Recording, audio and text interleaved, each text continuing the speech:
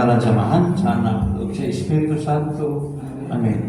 Kung may hugmaon nga Diyos, Yahweh El Shaddai, ikaw ang Diyos nga magkagagahong sa tanan, ang Diyos nga ay daygo ni mayamang simbahon diya sa Espiritu kamaturan. Lord, salamat kayo sa imong gugma nga kanunay nagrantog ka namo sa among mahuna, sa among pagkatao, di mo kami gibago, pinagis imong gugma, na sinati namo ang imong gahom, ang imong mga kaayo, mga milagro sa among kinabuhi. Busa o Diyos, nasayad kami nga ikaw, gihapon ang Diyos. Nga niya karon nagauban ka na mo sugad kaniadto karon ulod ka kanunay nanguna sa among mga desisyon sa among kinabuhi aron kami dili may tumpawak sa kalautan. Busa pasalamat kami Lord God, dili mo oras nga dili imong gigahin aron pagsimba na kanimo ang tanan nimo mga pinili, mga tinawag gikan sa kadaghanan. Aniya kami o Dios nagpaubos sa imong tubagan nga wala kay mahimo kun ikaw dili magauban karon gabi una.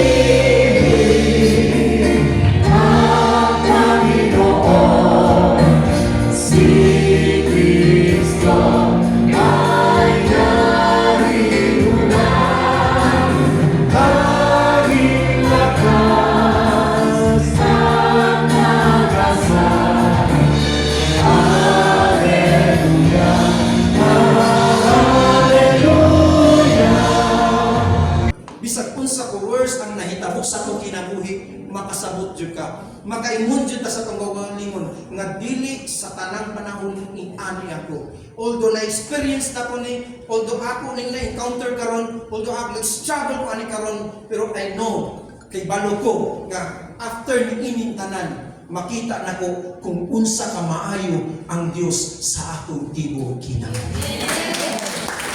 Amen. Dili ka mo pray ni Lord, Mangison, dili ta kay baloon sa mga buhaton nato. Pag problema ang isgutan, Mangison ko dili ni Kristo, walay maayong laki ani. Tanan Mangison struggle, tanan affected, tanan masakitan mabugatan, munay tinuod. Pero ang Diyos, Mangison, kanunay siyang nag-guide kanato. James 1 verse 5. Okay. If any of you lacks wisdom, you should ask God, who gives generously to all without finding fault, and it will be given to you. See? Kung muampo lang ta sa Ginoo, pangayo na to sa Ginoo mga isog ni Kristo, ang usa nga pinaka-importante kanato mo ang kaalam nga si Lord lang ang makahatag niini sa matag usa kanato bisan unsa pa ang sitwasyon nato mga isog ni Kristo, masabtan nato kini, malampasan nato kini, makaya nato kini, ug labaw sa tanan mapasalamatan nato kining tanan. Amen. Sa Bisaya, apan kung diha kaninyo may nakulangan og kaalam, pagpangayuha siya sa Dios ug dili kayo siya mapakyas, kay ang Dios manghinatagon ug maluluy-on man sa tanan. Klaro kayo? Ningon siya, ug dili gayud siya mapakyas, ug mauni ang gusto nato. Mauni ang ganahan natong mahitabo sa atong ginabuhi nga dili ta mapakyas, kay dili lalim mapakyas, dili ing anak kadali mapakyas, ug labaw sa tanan ang Dios mismo dili ganahan nga mapakyas ka. Amen. Ingnan mong katapad, ang Ginoo dili ganahan nga mapakyas ka. Oh, di ba? Kung unsa man ang mga nahitabo nato, kung unsa man ang mga na-experience nato karon ng ison, padayon lang.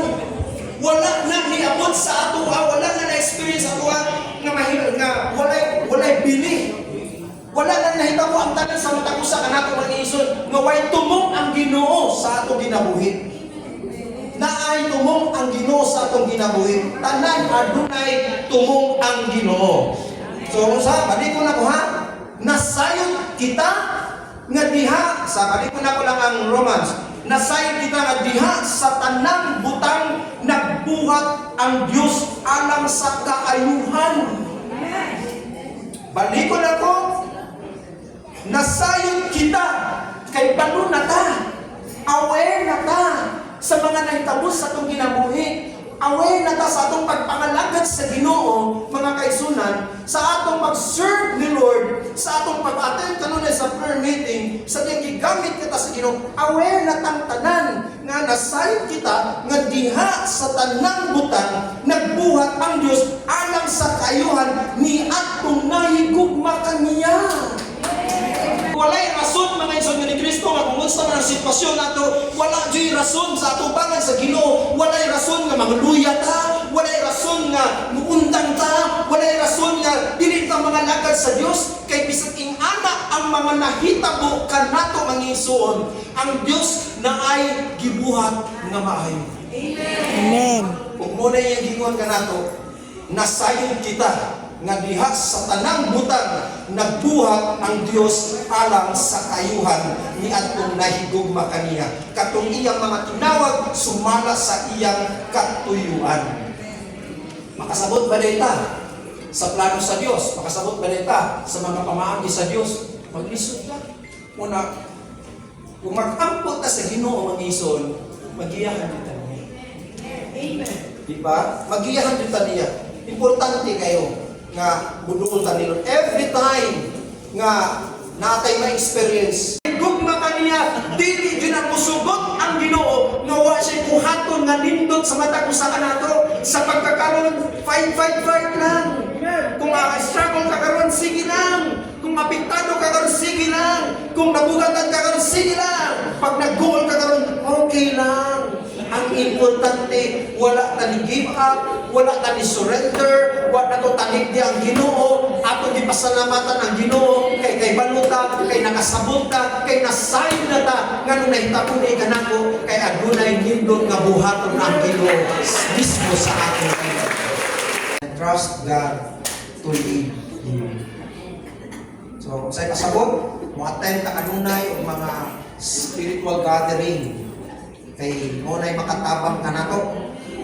Now I know, Lord, mo di ay nga nahitabo ni kanako, mo di ay Lord nga naingani ko, mo di na-experience ako niyo sa kabutang, kay kung nasabtan, nga ingani ka sitwasyon, mas daghan akong makanunan, may bawaan sa akin.